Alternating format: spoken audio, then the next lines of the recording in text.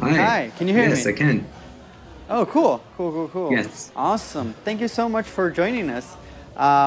So your talk was so great, and I felt particularly super inspired. So I'm super happy to be having an opportunity to talk to you. Um, how are you doing? I'm good. I'm Awesome. good. Awesome. I forgot how public speaking can always be a bit nerve-wracking. Yeah, public speaking via Zoom. How was that experience? It was okay. It was good. You Okay. guys have a great team on the ground who's like managing it all. It's crazy. It's kind of like super smooth. I also thought it was so nice to like have you and Paul talk. But anyways, I'm Andre. I'm the live host. So I'm just gonna ask you some questions so we can feel entertain people that are watching online, if that's okay. It's gonna ask you some questions that popped on also online, and also some questions that while watching your talk, I just came up with that I thought were interesting. So I'm just gonna read some of the online questions. That's okay with you. So the first question that came up was, do you think that there are any mistakes that designers unconsciously make when trying to design to avoid racism? And so they build up saying, what I mean is that there is anything that designers do with good intentions, but they end up doing something worse. Hmm.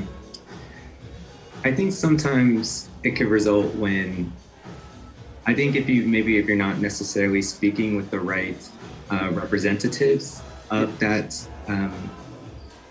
racial group. I find that sometimes like we make assumptions, maybe based on what we believe might be the right result, and you know, it just isn't necessarily checked or gone through a rigorous kind of testing. So we have to be careful when we kind of bake in our own assumptions. Awesome. Yeah. Thank you for your answer. That's really helpful. I want to ask you a personal question. I just want to hear your insights on. I don't know if you probably did, but if you saw this Twitter trend that has been going on about the algorithm, the cropping algorithm. Have you seen that? Do you have any thoughts on that?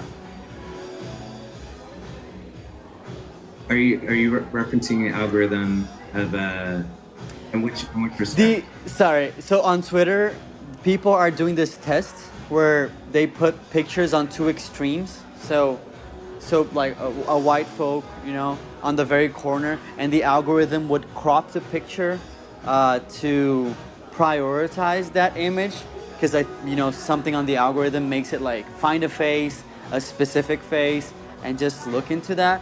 I don't know if you saw that. You probably did, but I just wanted to hear your thoughts on it because I thought it's such an important topic to be discussing, especially in 2020.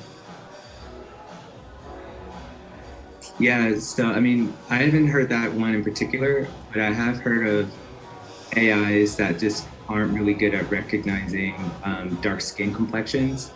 And I think sometimes it's because you don't necessarily have the engineers in the room. It's just not something that they're sort of thinking of. Yeah. They're trying to like solve that problem that's right in front of them. And they're probably using themselves or colleagues sort of as test subjects. But then it just doesn't even like, they're just not aware that, oh yeah, this is also a consideration. Yeah, yeah. Thank you for answering that. Um, the other thing that I thought was really interesting in the talk, and of course this is important for our society as a whole, for every person that has some sort of privilege, is that acknowledgement of privilege. But I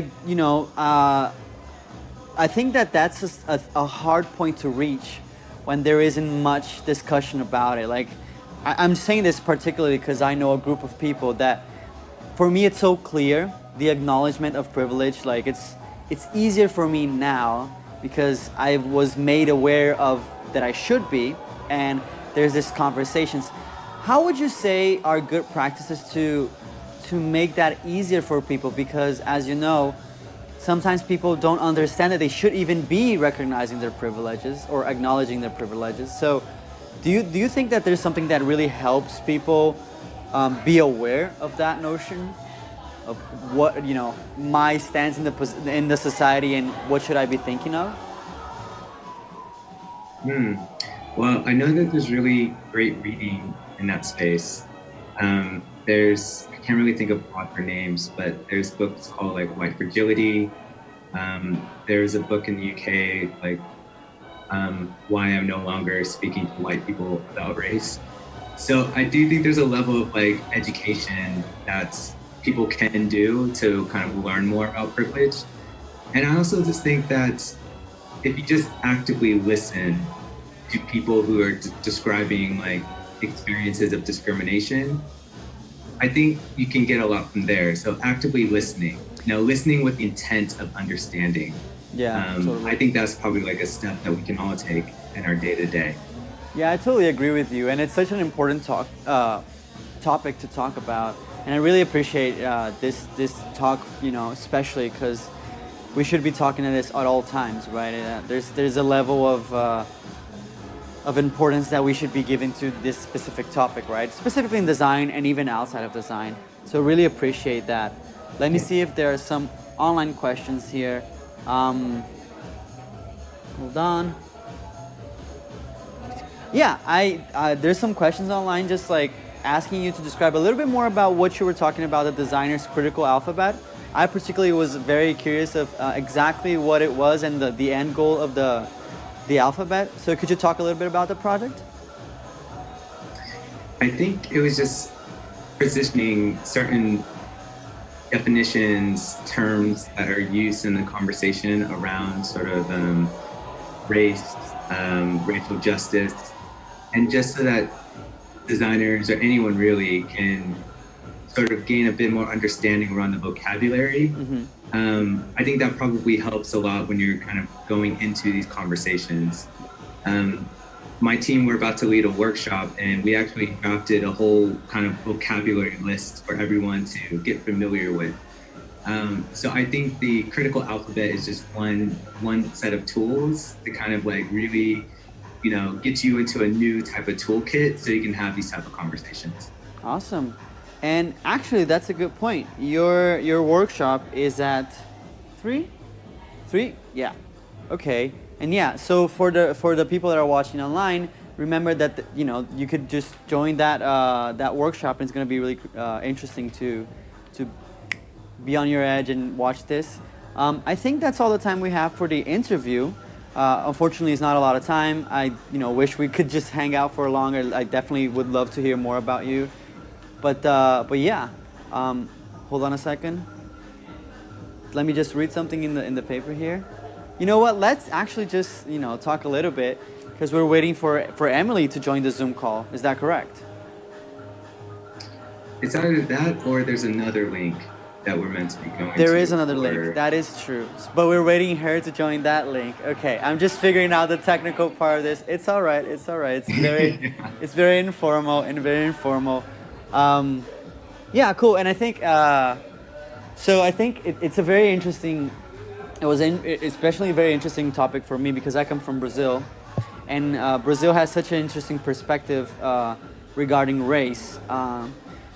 I think mostly because the privilege exists in such a big level, but people like to mask it because there's so much different types of ethnicity in Brazil, right? There's so much different types of people, and so it's really interesting to have like that, just have more knowledge and base because, I of course have been recognizing my privileges, and I still want to follow that goal even more and more, of course, right?